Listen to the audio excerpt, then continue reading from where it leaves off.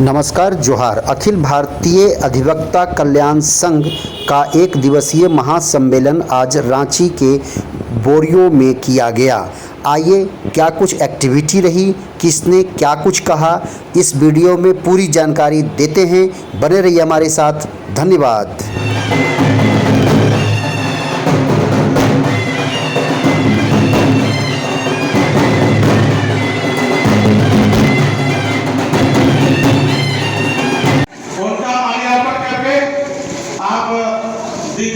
स्वागत करें माननीय मृदुल यादव जी, जो अपने जौनपुर से चल के आए हैं, उत्तर प्रदेश से 48 ग्राम। और इसके साथ ही सुनील जी से हम आग्रह करेंगे कि मृदुल यादव जी को सेहरा पहना के स्वागत करें।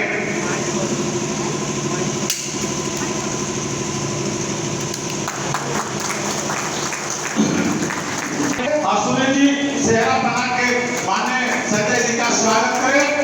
तालियों से स्वागत, जोरदार तालियों से स्वागत किया जाए।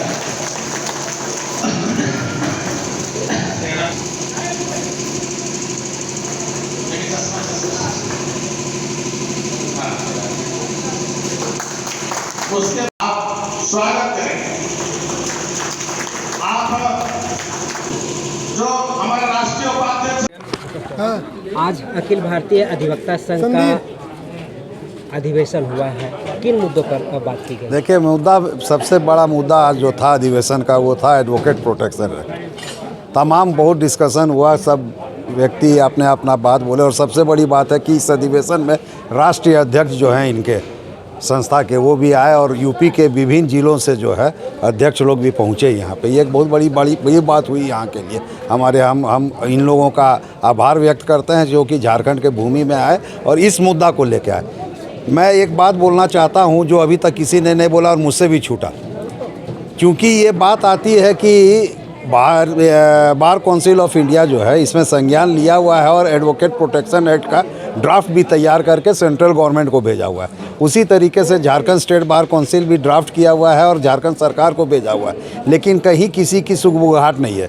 कॉकरोच पार्टी जिसको कहा जाता है, 5 दिन से वहाँ पे धरना में बैठ सकती है, जिसका कोई अस्तित्व नहीं था। और हमारे अधिवक्ताओं का अस्तित्व पूरे झारखंड में नहीं, पूरे भारत में है। बार काउंसिल ऑफ इंडिया जो स्टैट्यूटरी बॉडी है, उसको संज्ञान लेकर हम लोगों को बुलाकर जंतर मंतर से संसद भवन घेरवा कर एडवोकेट प्रोटेक्शन एक्ट बनवाना चाहिए था। और जो है संसद में जब ये बजट आता है तो बजट में प्रावधान लाना चाहिए था, लेकिन ये सब नहीं लाया जाता। मैं अभी आह्वान करता हूँ आपके माध्यम से सभी अधिवक्ताओं को, चूँकि ये बोला जा रहा है और अभी मंच में भी बोला गया कि जो है वो ड्राफ्ट कॉपी जो है सेंट्रल गवर्नमेंट के पास में है, तो सभी अधिवक्ता RTI डालें और ये मांगे सेंट्रल गवर्नमेंट से और BCI से कि आपने क्या ड्राफ्ट करके भेजा, उसकी कॉपी उपलब्ध कराया जाए। और सेंट्रल गवर्नमेंट से ये मांगे कि जो ड्राफ्ट वहाँ पे गया हुआ है उस पर क्या अभी तक स्थिति है, किस टेबल में पड़ा हुआ है और कहाँ कहाँ उसका अभी क्या क्या उसका जो नोटिंग है उसका मांगा किया जाए। मैम, आप अधिवक्ता हैं और प्रोटेक्शन एक्ट लागू करने के लिए सरकार पर दबाव बना रहे हैं, उसी को लेकर के आज अधिवेशन हुआ। क्या लगता है वो अधिवक्ताओं को प्रोटेक्शन मिल पाएगा? एकदम ज़रूर मिलेगा। अधिवक्ताओं के साथ जो आए दिन घटनाएं घट रही हैं और अधिवक्ता सुरक्षित महसूस कर रहे हैं, क्योंकि अधिवक्ता एक पिलर है। आप देखे जाए तो जुडिशरी जिस तरह से पिलर है और किसी को न्याय दिलाने के लिए अधिवक्ता ही आगे आते हैं। बहुत सारे केसेस में ऐसा होता है कि अधिवक्ता को किसी के विरुद्ध में भी बोलना पड़ता है, किसी केसेस में फॉर में भी बोलना पड़ता है। कभी क्रिमिनल के विरुद्ध में भी बोल रहे हैं, कभी क्रिमिनल के फॉर में भी बोल रहे हैं। तो जिस जगह पर हम लोग टिके हुए हैं, कभी केस जीतते हैं, कभी जीतते हैं, एक जीत एक हार, तो हमेशा इसमें दबाव बना रहता है कि जब जो हार रहा है, जो साथी हार रहे हैं, जो वादी प्रतिवादी जो भी हो रहे हैं उस पर हार के होते हैं, तो उनमें एक हिंसा की भावना आ जाती है। और इस तरह से बहुत सारी घटनाएं जो हैं, आए दिन गोली मार दिया जाता है, अधिवक्ताओं के चलते चलते रास्ते में कहीं पे कुछ घटना घट जाती है, उनके परिवार के साथ भी ऐसे घटना घट जाती है। तो ये सारी चीज़ें जो हैं बहुत ही दिनों से हम लोग की मांगे आ रही हैं कि क्योंकि ये बात बोली गई थी। और हमारे माननीय जो है प्रधानमंत्री जी, जब वो हमारे वो उस समय प्रधानमंत्री नहीं थे, गुजरात के मुख्यमंत्री थे, उस समय भी उन्होंने मंच में वो वादा किया था कि अधिवक्ता मैं अगर बन जाता हूँ तो अधिवक्ता अधिनियम जो है और अधिवक्ताओं के लिए प्रोटेक्शन एक्ट लेके आऊँगा। आज का जो ये कार्यक्रम आयोजित किया गया था।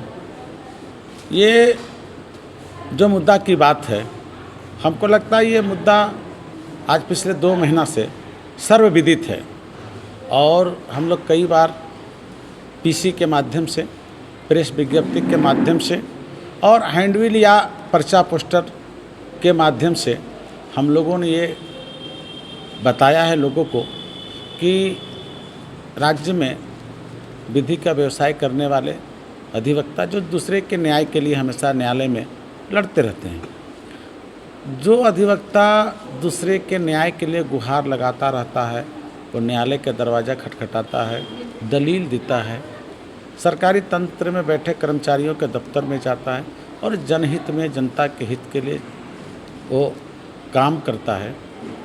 अपराध और भ्रष्टाचार पे अंकुश लगाने के लिए अपना दलील जो है न्यायालय में रखता है और जो दोषी पक्षकार को सज़ा दिलाने का काम और जो निर्दोष होता है उसको सीधा सीधी राहत की बात वो करता है।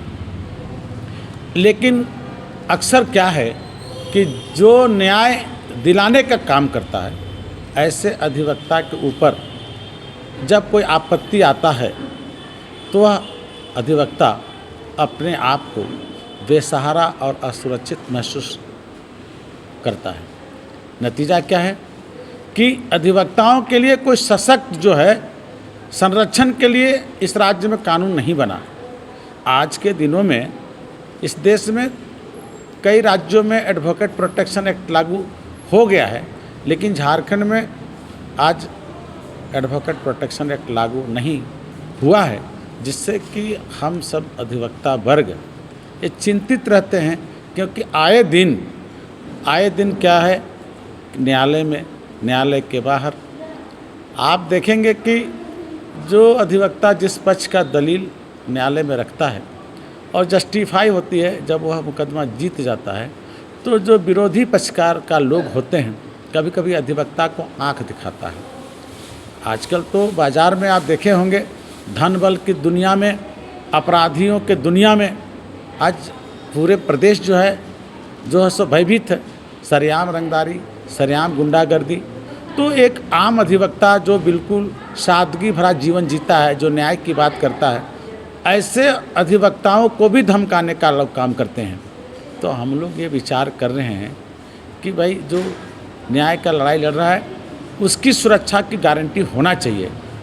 इन्हीं तमाम बिंदुओं को लेके आज हम लोग यहाँ पर ये कार्यक्रम को ऑर्गेनाइज किए। इस तरीके का आयोजन से सरकार पर प्रोटेक्शन एक्ट का लागू करने में कितने सहायक होगा? भाई ऐसा है कि जब आप राज्य सरकार के सामने बात लेके जाएंगे, उसके पहले आपसी जो हमारा अधिवक्ता समाज है उसके सामने आपसी विचार विमर्श से प्रस्ताव लाना जरूरी था।